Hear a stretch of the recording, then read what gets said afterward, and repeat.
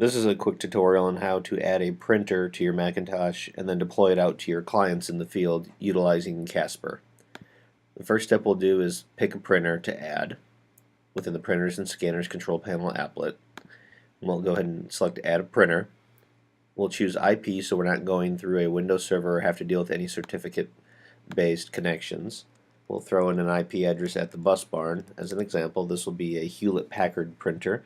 We'll let it auto-discover the drivers.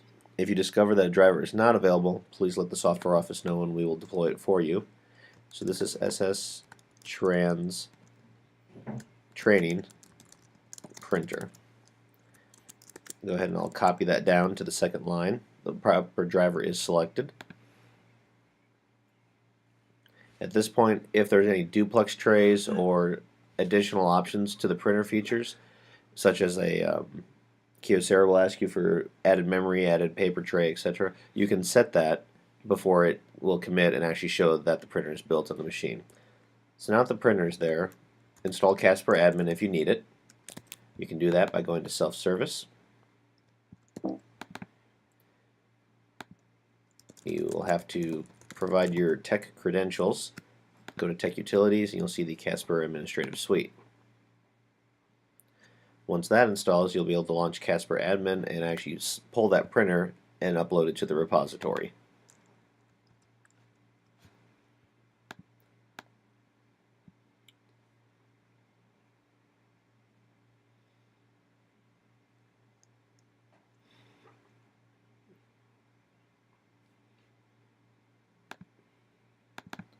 We'll go ahead and launch Admin.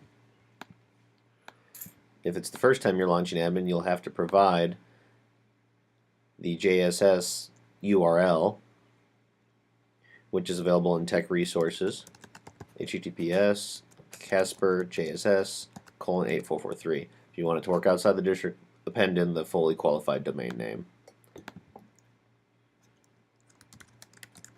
We'll give it credentials to read off the local machine, and then my credentials for the server.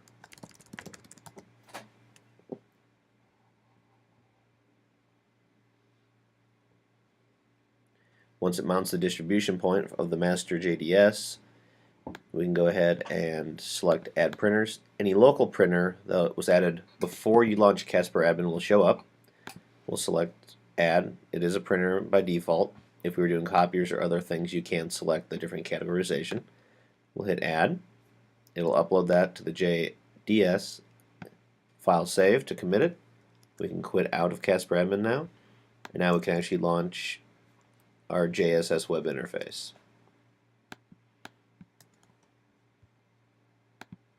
So I will log in. At this point, the printer is built. We need to go to Computers, Management Settings, and you can confirm inside here there is a printers category. You can look through and we should see our Support Services Training Office printer. So there it is. It will say it's the line printer daemon going to the IP address. So the printer is there and it is set up. So now we have to get this out to clients. We use policies to push that out. We'll create a new policy since this is the first time for this printer. SS Trans Training Printer. Categories printer. We'll say that it's ongoing so people can get it at any point in time. We'll select a printer. And in there, we'll have the list of printers. So we'll scroll down to the bottom, and we'll find the Support Services printer. We'll add that specific one. We can set it as default if you're doing multiples for student deployment. We can also unmap it if there would be a problem, change the name, build a new one, and map that one if we have to do a takeover or a change of IP or driver. This will be set up to all computers, but it will be limited to the people who are physically at the DAC, LAN, Wi-Fi, and support services. Rationale behind this is when you look for your printers, right now we see pretty much everything in there. The goal is that we will only see the printers if you're in the appropriate building, so people will not be doing cross-printer installs and printing to the wrong source. So now that we've got that added, we can look at it. It is built as a printer. It is enabled, categorized as printers forever. it is a printer mapped to the scope of all computers, limited to support and the administrative center. We can also scope it to faculty at locations versus the specific students at this point. In self-service, we need to make it available. We want to make sure that it is listed under printers, which will be default from what you selected earlier in this policy. We can also upload a custom icon. The software office has this available. You can just let us know and we'll update it after you're done building it. We'll hit save, and that printer should be deployed to anybody who's in the proper subnet. So now we should be able to go into self-service. We can skip the login as a user. We can go to printers, and down at the bottom we'll see the SS Trans Training printer. And to prove that this works, I can go into System Preferences. I can delete the original printer off my machine. Click Install on this. It should run the policy.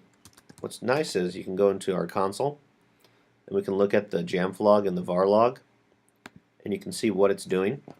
So it's executing the policy, cleared out the printer, reinstalled the printer. I should be able to relaunch System Preferences. You may have to quit before it shows up. And there's the printer, and it's ready to go on the machine. This concludes the tutorial on how to add a printer properly on a Macintosh computer using Casper JSS.